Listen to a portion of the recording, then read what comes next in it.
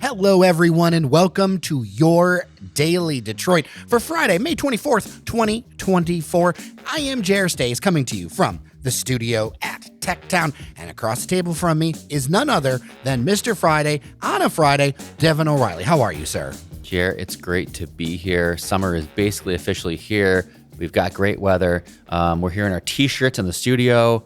Great talking to you. And let's get into it because we got a few different things to cover. And one of them, the first one, is just a little bit of a pat on the back for yourself and our team. Let's talk about me. Isn't there a country song like that? I want to talk about me. Usually country songs I know involve like beers, dogs, and women and pickup trucks. Beers, dogs, women, and pickup trucks is basically the crux of a country. I remember a country concert I went to years ago at the old Emerald Theater, and the band name stuck with me called Long Neck Strangler. I'm like, that is a country band about beer. Yeah, yes, country people love their long necks, and I don't mind them either. This is a good season for drinking cold long necks down. Well, we have a little bit of something to share. This month, or last month, this has been something that I was made aware of, that we have been in the top 100 daily news podcasts in America. Like daily news, the category in general, like you got Reuters in there, you got the New York Times in there, you got Vox in there, you've got all these huge brands, not very many local stuff. And to think about this, most daily news podcasts talk about, well, the national mess of everything. So for us to be local content, to have so many people who are willing to support us and listen through Apple Podcasts and do that, I'm very honored, and I'm so proud of you and the team for pulling this off, because like all these people I'm talking about, like they have budgets, they have like resources, and we have Randy and a bottle of rum. Randy and a bottle of rum, and Devin and whatever he's drinking at the time. Yeah. And no, hey, I just play my part in the team, and it's a great honor. It is. I mean, you know, some of the places you named, or some of the entities that you named, sure, they're bigger names, and sure, they're, you know, institutions, but you know what? We're just more honest and real. Yeah, we're the little podcast that could. And we can, and we will continue to. Yes. So thank you to our listeners, most of all, for all of that. I'm blown away by it. I think it just tickles me because we work so hard. Everybody works so hard on this thing. Absolutely. And top 50's next, right? Top 50. Oh, wow. Okay. Let's keep going. We're resting our laurels here. All right. Top 50. Tell a friend about the Daily Detroit podcast. Let's get into the top 50 for a minute. That would sound great. All right. Let's talk about where we've been. All right, let's do it, Jer. I've got something a little bit kind of up your alley, outside of your purview. I was out on the east side. Okay. I'll just share the details to say I was with a couple colleagues, my wife and a couple colleagues at the Grosse Pointe Club, which is colloquially referred to as the Little Club. Oh, love. Okay. It's been a minute, but I had never been before. I mean, that's one of those like totally out of my realm of experience. I wouldn't really know it exists other than knowing these people and knowing a couple other people who are Grosse Pointers. I know there's a lot of different little social clubs in Grosse Pointe. So there's a little club, I think, has like about 250 members basically. Hence the name Little Club. Yeah, but it's a beautiful little space, super old, as you can imagine. Everything in the Grosse Pointes is, I would imagine, it's about 100 years old. It's got, you know, I didn't like tour the facilities. I'm not going to pretend like I did this on like a trip to go find out about it. Yeah. But I did have dinner there, right on the water there, on the lake, right where it's basically kind of right where the river opens up and turns into the lake, near the War Memorial, which a lot of people know the War Memorial. Just by that, and it was great. We had dinner, we had drinks out on the lawn there. There was it's kind of kid friendly, if you remember, of course. And we got to walk the dock, see the boats. It was really cool. Again, I don't venture on the east side much, so it was a nice, cool experience to be out there, kind of on the water, over on the east side. So little history for you of yours truly. Oh, okay. Okay. I'm familiar with some of the smaller clubs on the east side because, and we didn't have money growing up, but my step-grandfather actually designed one of the first fiberglass sailboats ever, called the Crescent Sloop. And one of the things that was sail out of Crescent Sail Yacht Club, CSYC, was the Crescent Sloop. And my grandmother, who was an Indian Village resident, was Grande Dame of the Yacht Club. I mean, everyone would call it the Socialist Yacht Club because you have to work hours at CSYC, like volunteer hours as well as be a member. So some people joke it's a Socialist Club, but like it is, it was a weird East Side honor and something where it's like, oh, I was 12 years old and got to fire a cannon. That's something I really have come to appreciate about the East Side. Again, it's a very different lifestyle, and people sometimes are like, "What do you guys mean when you're talking East Side, West Side? That's different." I'm not wearing socks right now. Well, okay, well that's one of the things. But this culture of like the yacht club thing, that's a very East Side thing with like the different boat clubs and the yacht clubs and like the rivalries and all those different social clubs. Yeah, like because at a yacht club you have like a Commodore, and I was looking at the different the pictures of like the people who are part of this club, and they had like captain's hats on, and then all this regalia, this naval regalia. I mean, probably for show, of course, but crazy funny hats and all sorts of things. Like a Commodore, how cool would it actually be if I could ever become a Commodore? Wow, that would be just the icing on the cake of my life here. My dad, when he was younger, was a skipper. And Skipper's not bad. Yeah, well, I mean, he ran the boat, right? So he had like the pith hat, Okay. and he would go from the East Side down to Point Pelee. Okay. And then back on sail. This is way back in the day. So my dad was born in like the 30s.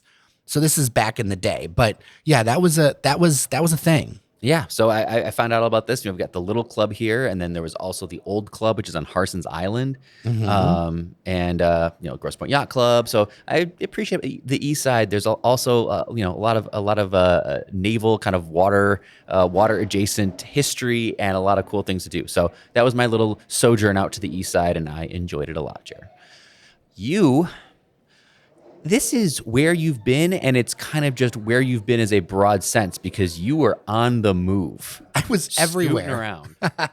You even joined me for some of this. I did. We'll share some pictures, I'm sure. But Yeah. we were tooling around a little bit. You got to really experience this. So let's hear about your electric fantasy here. So Ford has a thing where sometimes you get a chance to take a spin on some vehicles. And I spent the week with the Ford Mach-E, the X Edition, which is, or EX, I think, with the like extended range.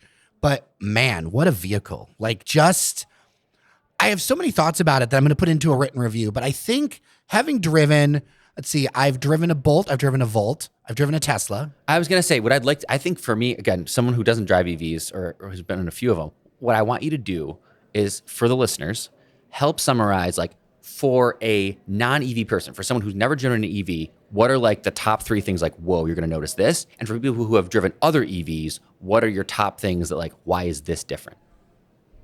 When you drive a Mach-E, people don't look at you like you're driving an electric car. They look at you like you're driving a cool car. And that is a huge thing, especially in the last few years with all the stuff with Elon, because a few years ago, like Tesla wasn't one of those brands that had like that strong, like extra feel. I mean, yeah, it leaned a little bit techie, but in the last few years with everything with Elon Musk, when you get a Tesla, especially if you get a Tesla recently, you're kind of like making a statement about yourself. Yeah, unfortunately, to a lot of people. Unfortunately, for the people who work there. Yeah, I would judge. Yeah. This is a car where this is the first electric car where like I pulled up to valet and like literally the guy's like, damn, you have road respect. The first EV where you have road respect going down the freeway and people are like, oh, like that's like head turning because it's an attractive vehicle. It's got some sauce and it looks like a vehicle that like, and it drives like a real vehicle that has the benefit of all the EV and like the really clean like pickup, and I was gonna the say, seats are amazingly comfortable. Like it isn't like, so many EV cars, especially early on, it's getting better now, but early on felt like project cars. Mm-hmm. It's like, oh, it's great and you're being green. And I love all that stuff. Do not get me wrong. Like I like a bike lane. I totally get that. But there is something about this car that has a stance to it and a vibe. It has its own vibe. It's got some get up. I was going to say, for someone who doesn't, or listening, who doesn't drive a lot of EVs or haven't driven an EV, you got to understand, man, this has some power, some torque. Like you can, I'm not a car guy, so I'm not using the right terminology, but the acceleration that we had when we were just driving around, the way you were kind of able to hit corners and go from 0 to whatever, without having like the feeling of like the engine, like really trying hard. It was almost like silent and just easy. Like, no problem. The car was basically saying, yeah, no problem. What do you want? How fast do you want to go? No. Listen, this car works silently, is a G that works silently like lasagna. There you go. Because it is so good. And it's that idea that you have control. That's what I liked about it, is that you could have speed, and I obeyed all traffic laws. but you had control. You knew what you were doing. You didn't feel loosey-goosey. And then compared to Teslas I've been into, now I've not been into all of them, but I've been into enough of them. It's important to compare Tesla because, that's what people would say, oh, well, this is the best EV. Build quality right away. It's the build quality right away that felt to you. Now, if you're somebody that's fine with the electric skateboard and just like you're all about the screen, but the build quality of the Mach-E is really up there where you have even panel gaps. I know this sounds really like nerdy automotive stuff, but I do feel like a lot of times, like Teslas, you can sometimes get a good one, and then sometimes it's like, what is this thing here in this direction? It's the difference between having your EV built by a car manufacturer with 100+ years of experience and having your EV built by a tech company who also builds cars, which is really what Tesla is, let's be honest. Well, and that's what they're aiming to be. That's fine. That's literally what they're aiming to be. But when you're a tech company that also builds cars, there is going to be some concession that you make in terms of the quality, whereas a actual OEM that with a history of quality in building cars, they're going to have the advantage. Well, and you can't say that it's not a tech company that happens to build cars, because when they make their pitches to Wall Street and everything, they're like, we're a tech company that happens to build cars. And if you happen to do something, usually that you're not the best in class at it. So we should also not be surprised that the Teslas are less than great in build quality. What I'm excited about is to at some point see some of these features kind of trickle down into different electric models, because I really feel like the Mach-E is definitely like the flagship. One thing I liked is that you could fit all of the family stuff. So I took the car up to producer Cheyenne's house, who's got kids, because I don't have kids. And I was like, we didn't put the kids in the car, but we did like grab the stuff and like, can we fit everything? Like we didn't like install the car seat, but can it fit? Do you have storage in the front and the back on that thing? Listen, you can put junk in the frunk. Oh man, I didn't get to see your frunk. Yeah, man. So the frunk also... Jared did not show me his frunk. So, hey, only certain people get to see my frunk, my friend. So that frunk not only has cargo space, but there are cup holders and like a drain hole. So you can be like your party frunk. Oh, wow. So you can like put some sodas in there or pops or whatever. And business in the back, party in the frunk. Is the Mach-E like the stylish mullet of vehicles? I don't know, but we can do a lot with frunk. We really could do it. Isn't frunk such a great word? It is. And I'm glad the frunk exists. The other thing is that when you don't have... Like, this is really like moving from like a flip phone, if you're driving just a regular car, to like an iPhone, because there's so much more cabin space because you don't have things like a transmission, right? So that goes through that middle center console. There's just so many things that it affords you. And I really feel like, and I'll have more words and more like in-depth thoughts, but the vibe on this was so strong, and it was really truly fun. And I feel like, and I don't know, I haven't tried like the Lightning. I want to try the Lightning and things, but I feel like if you're someone who's like, hey, I'm turning in my Tesla, or for whatever reason, this is one you could consider. My Tesla's not cool anymore. I need an actual cool car. I need some actual respect and some clout around here, and my Tesla's not cutting it anymore. If you're saying that to yourself. Or if you just want something that just has really comfortable seats. Right? Just comfortable, like it's great. The Blue Cruise was really solid too, where it's not self-driving, but like it's really like a good driver assist. But neither is a Tesla. I think the people misconceive that sometimes. So if other people have experiences with a Mach-E, or you have your own thoughts, of course, dailydetroit@gmail.com. I feel like once this hits YouTube, people might have their strong feelings about it, because that tends to be where the Tesla fans live. And it's not that I'm like hating on all it's a different vehicle with a different vibe. We're doing this in Daily Detroit, so I'll be damned if we're not going to talk a Ford product up over, Austin-based tech startup. Or whatever they want to call themselves. I think that's a whole legal mess themselves. But I'll give Elon credit. He wants to be in Austin. Let's call it Austin-based. But yeah, I'll be damned if we're not going to talk up a Detroit, Michigan-made company. So sorry, Tesla owners. It is what it is.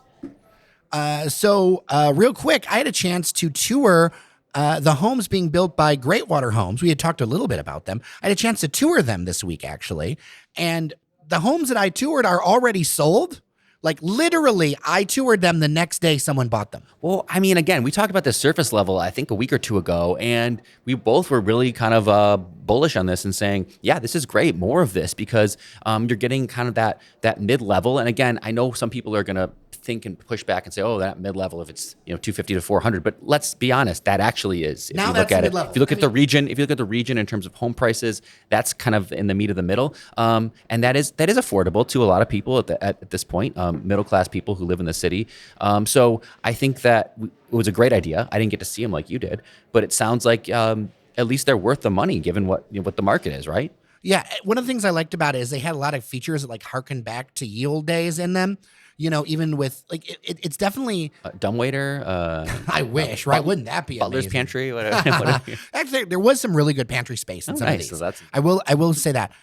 So there was something about this that kind of struck me about how they're constructed. What I mean by how they're constructed in that like working in the system. So it's really hard to make things work in the city of Detroit for a variety of reasons. You've got high tax rates. You've got a whole bunch of things going on. So these homes are actually built in a way that's called by right. And I'm going to explain that really quick. Okay. And this is part of the reason why they were able to deploy so fast. When you buy a piece of land, it comes with a kind of zoning already attached to it. If you don't have to ask for rezoning, the city really can't stop you.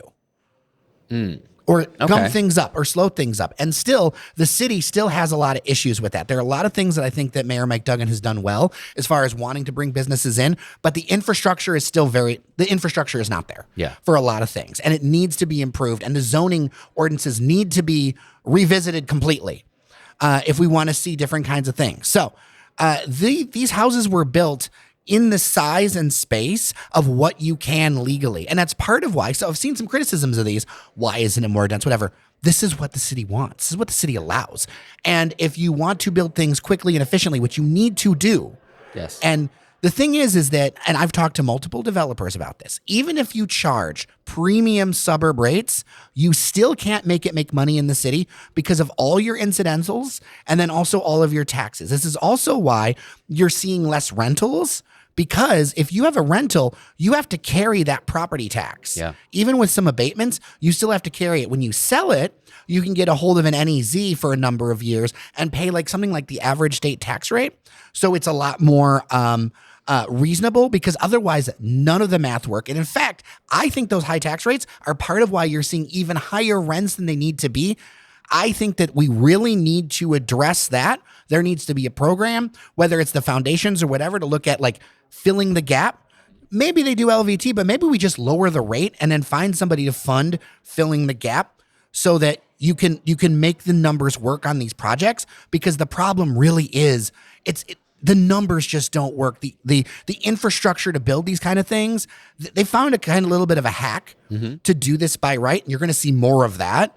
But it's a lot of work to pull that off. It really is, and we could get into all the details of this, but they did it. They did it, I think, the right way, and I hope that we will see more of this. It seems like this was a nice little pilot to see, like, is there demand? Can we do this? I would definitely like to see more of this. The same format, just start extrapolating it out.